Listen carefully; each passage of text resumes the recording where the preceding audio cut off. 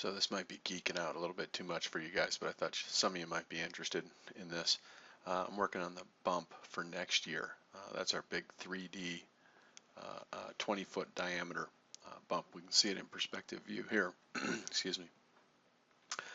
It's a 20-foot diameter um, three-dimensional bump that we can ride up on, similar to the one we built in 2011. Only I want to make a little bit different construction style and a little bit different geometry to it. So you can see it's multiple colors here. And the challenge of this thing is a geometric challenge of how to define that curve. And it's not a simple sine wave like our pump course is. It's a little bit more complex than that. And you can best see that in the front view right here where it's sort of slicing through it in a section. A true sine wave would have a very small a peak right here and a matching trough down here, and there wouldn't be much room for a bunch of people to get together on the top. So we want something that's bigger and flatter and then comes down. And so what's going on here is there's three critical points, right? There's the top center point, there's the bottom point where it meets the playa. That's going to define a height and a radius for our bump. Then there's a middle point here of where the two curves, the bottom half of the sine wave and the top half of the sine wave, meet. And they have to meet at a perfect tangency that's equal so that it has a smooth transition. And now, because I mentioned we want to have that bigger flat top to it, this isn't just a simple curve from the center to the top or from the center to the bottom. It's actually a bicurve. It's two pieces of curve, one right here to the arrow, and another one right here. This one has a very large diameter or radius, so it has a nice big flat area. This one has a much smaller radius. So what we've got is basically a bunch of tangent points, 3 tangent points on this curve. This has to maintain a perfect tangency between these two curves. This has to maintain a perfect tangency between these two. This has to maintain a perfect tangency between these two. And this point right here has to have the tangency on the playa. And this point up here has to have tangency that's parallel to the playa. So it's a challenging bit to construct in any sort of AutoCAD or SketchUp or anything like that, because there's no way to make everything. You have to just kind of iteratively do it. You do it one time and you can make it like this, and you say, okay, I need to change it. So you have to redraw everything. So there's a interesting program out there called Grasshopper Rhino.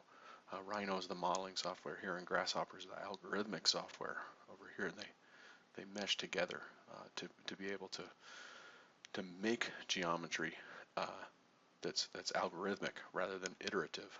So interestingly, you put together a simple, this is fairly simple to do because I've got CAD experience and programming experience. This took me a couple hours in one evening to put all this together in a software that I've never used before in my life, this Rhino and Grasshopper. So what I've done is basically define the points, the center vector, what that pieces are made up at different points and X and Y values and coordinates, and then they have multipliers added onto them to be able to adjust them. So I can change the height and look at it, look at the different curves. And as I change the height, it changes the curves that are dependent on it down here, here, here, to maintain these tangencies that I've required through the whole thing. So I can set it up. This way I can kind of play with the radius, the size. I can move the center point of the tangency, this point right here. I can move that in and out to get something that I like. I can move the height, the height of that tangency point up and down to get something that I like. I can also take the tangency itself and adjust the tangency. And I can move the actual curves, the bicurves. I told you about the top-bottom bicurve and the top bicurve. I can adjust the ratio between those two to get something that I find suitable too. And it does it all not only in this section view that I'm showing you right here, because this is a nice convenient place where you can see it clearly, but it does it actually three-dimensionally. When we look in perspective view, it does it all three-dimensionally. I can change the ratio of the upper curve. I can change the tangency down here, or I can change the lower ratio, I can change the tangency. Some stuff doesn't have a readily apparent change to it in the 3D view as it does in the 2D view.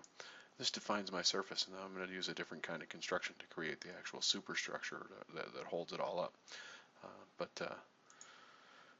You know, being the geek I am, this is interesting to me. It's a pretty cool and powerful way to